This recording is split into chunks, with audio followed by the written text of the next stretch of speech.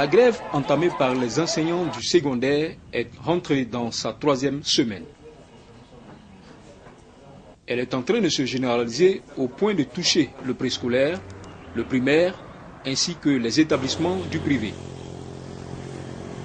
À ce jour, l'autorité de tutelle n'a fait aucune déclaration officielle, abandonnant ainsi les élèves et les grévistes à leur triste sort. Nous, au privé, déjà, c'est regrettable de voir qu'une situation qui frappe le public vient nous aussi nous frapper. Parce que quand on dit que c'est regrettable, quand nous avons nos problèmes, on ne va pas déloger le public. Nous, la première semaine, Dieu merci, il n'y a pas eu de problème, on a fait cours. C'est la 2e semaine qu'ils sont venus, le lundi et mardi, nous déloger. Et on a pu reprendre les cours le mardi. Et le jeudi, on a fait cours en problème. Aujourd'hui, lundi, on faisait cours. On avait déjà les échos quand on appelait que tous les établissements privés aussi ont été délogés ce matin, depuis vers 8 h. Nous, on a eu la chance de faire cours jusqu'à 10 h où ils sont arrivés. Et comme moi, j'ai ma technique, chaque fois quand ils viennent, je sors le premier pour d'abord négocier. Et c'est trouvé que j'ai essayé de négocier avec ceux qui sont venus pour siffler. Et la situation présentée était grave et qu'on voyait autour de nous d'autres qui s'excitaient. Donc je leur ai demandé, moi-même je parle calmement aux élèves. J'ai parlé calmement aux élèves, je leur ai dit de rentrer et revenir voir le lendemain. Mais quelles sont les motivations des enseignants grévistes? Quelle est leur plateforme revendicative? Je suis le camarade Balongué Saint-Emmanuel, fédéral de la CECI, coordination des enseignants du second degré de Côte d'Ivoire, porte-parole de la COSEFSI, régionale, région Gbeke. Entendez la coalition des syndicats d'éducation formation. Depuis 3 semaines maintenant, nous pourrons dire même bien avant, puisque au mois de novembre, la COSEFSI avait lancé un premier mouvement de grève au mois de novembre, de 3 jours, et à l'issue de cet arrêt de travail, nous n'avons senti aucune réaction du gouvernement, et donc à l'issue de ce premier arrêt, une assemblée générale a été convoquée. À l'issue de cette assemblée générale, il a été décidé de remettre le couvert. Et donc un préavis de grève a été déposé au mois de décembre. Et un mois après, toujours pas de réaction du gouvernement. Et donc le mot d'ordre a suivi. Et ce mot d'ordre, c'est ce mot d'ordre qui court maintenant depuis le 22 janvier jusqu'à ce jour. La plateforme de revendication, en premier point, nous avons la revalorisation de nos indemnités contributives au logement. Les indemnités que nous avons actuellement sont à 2 niveaux, puisqu'il y a les professeurs de collège et les professeurs de lycée. Les professeurs de collège touchent 40 000 francs comme indemnité de logement. Les professeurs de lycée touchent 50 000 francs comme indemnité de logement. Et pour rappel, il faut dire que cette indemnité-là date de 1983. Et nous, on était encore élèves lorsque le CNESI a lancé un mot de grève à cette époque-là. Et donc, c'est à l'issue de cette grève-là que le gouvernement avait décidé d'octroyer ces différents montants-là aux enseignants. Mais de 1983 à 2019, nous pensons qu'il y a du temps qui s'est écoulé. Et le temps s'écoule avec de nouvelles difficultés. Le coût de la vie aussi évolue. Et donc nous disons qu'aujourd'hui, les 40 000 francs et les 50 000 francs sont caducs. Parce que l'habitat, les loyers grimpent chaque jour que Dieu fait. Et les enseignants que nous sommes, nous travaillons plus avec l'esprit. Et cet esprit-là doit pouvoir évoluer dans un environnement propice Et donc avec ce montant-là, nous ne pouvons que loger dans des maisons confinées. Et donc nous ne pourrons pas nous reposer véritablement pour pouvoir reprendre le travail le lendemain.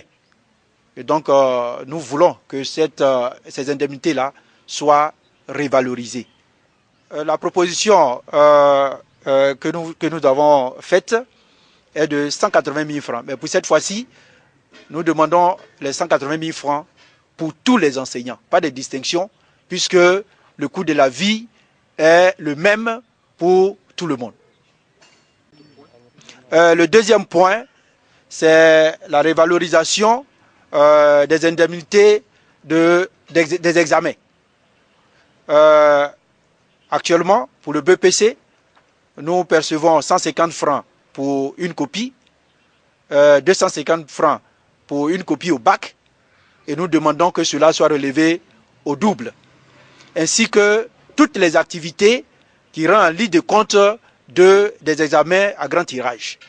Nous avons les harmonisateurs, nous avons les chefs des centres, nous avons le secrétariat et ses membres, et tous les démembrements de ces examens.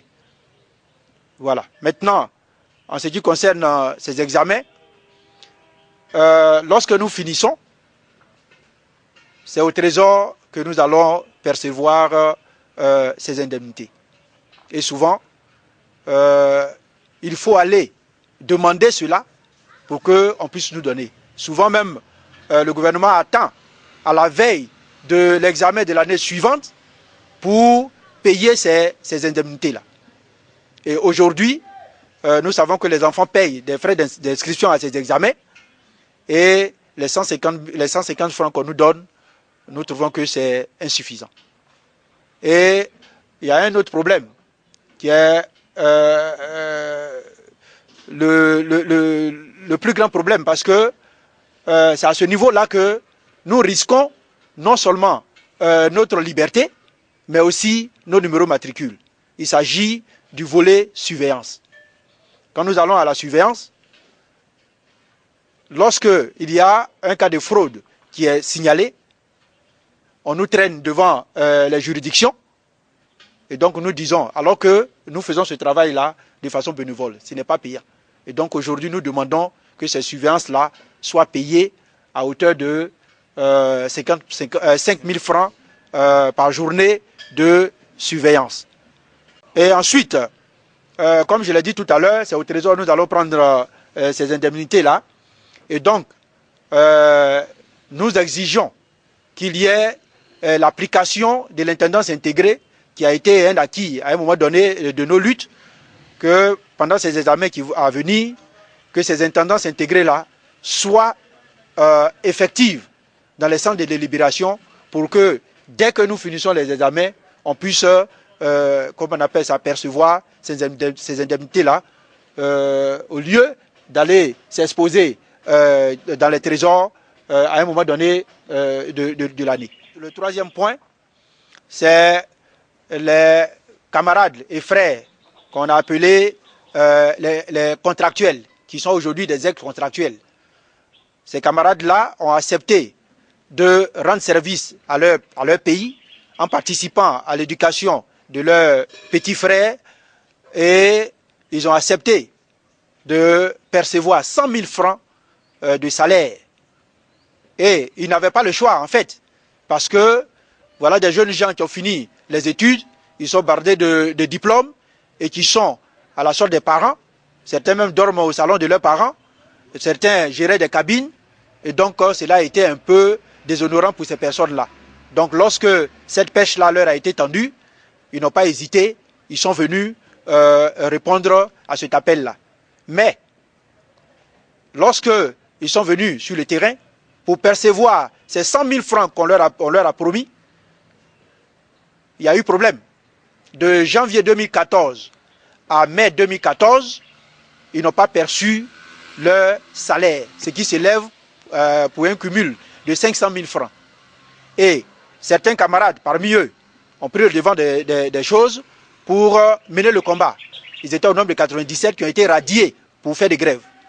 certains ont été intégrés d'une façon ou d'une autre. Un deuxième groupe a été obligé de passer des concours pour réintégrer le système éducatif. Et il y a un groupe qui est resté.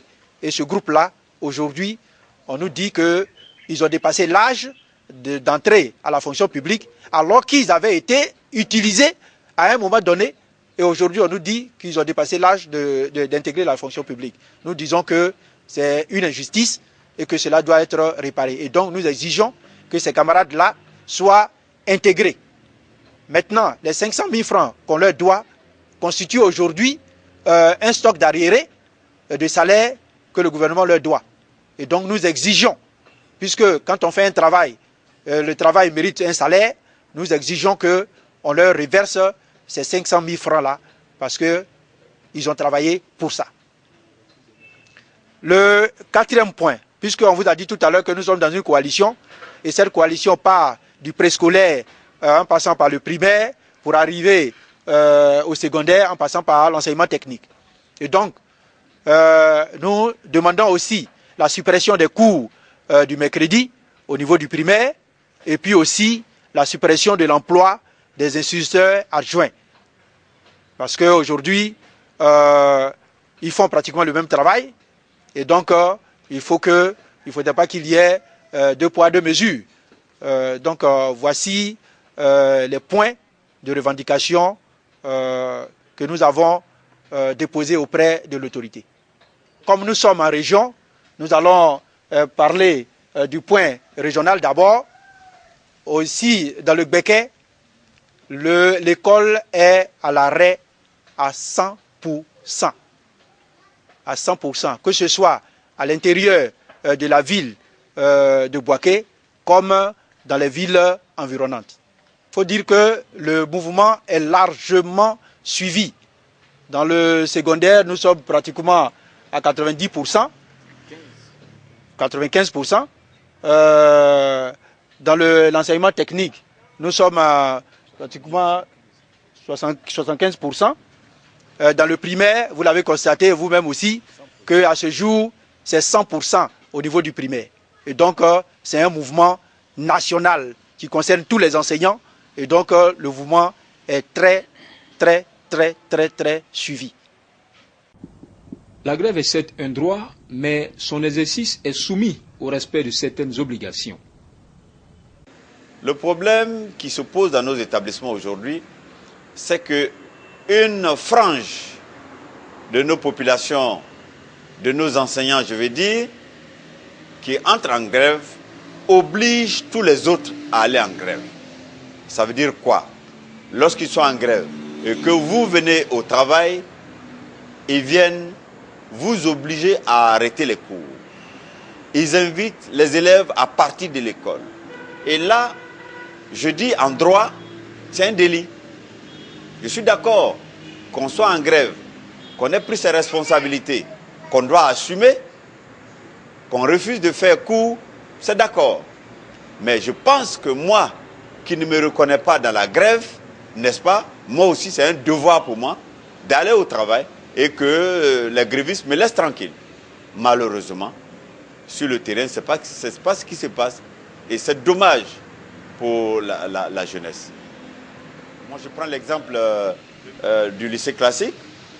Nous allons à l'école, mais des gens, ils viennent toujours nous déloger. Et avec violence. Hier lundi, c'était encore grave, très grave d'ailleurs. Certains collègues ont été brutalisés. Ils étaient en classe. Non seulement on les a chassés des classes, mais pire, leurs documents de travail leur ont été arrachés et jetés. Ça, ce n'est pas bon, c'est du banditisme. Ce n'est vraiment pas bon. Et surtout que nous sommes des collègues. La grève finie, on fait quoi? N'allons-nous pas travailler ensemble encore? Il faut que nous puissions nous regarder en face après la grève. La vie ne s'arrête pas à une grève. Les enseignants grévistes lancent un cri de cœur aux autorités afin qu'elles entendent leurs complaintes. Ce que nous avons à dire à l'autorité, c'est que nous sommes des enseignants et nous demandons que les autorités entendent nos complaintes. Parce que nous sommes des citoyens de ce pays et je pense que le gouvernement est le garant du bien-être de ses citoyens. Et donc, les problèmes que nous posons, ce sont des problèmes sociaux. Et donc, nous attendons que le gouvernement puisse faire face à ces revendications-là, qui sont légitimes.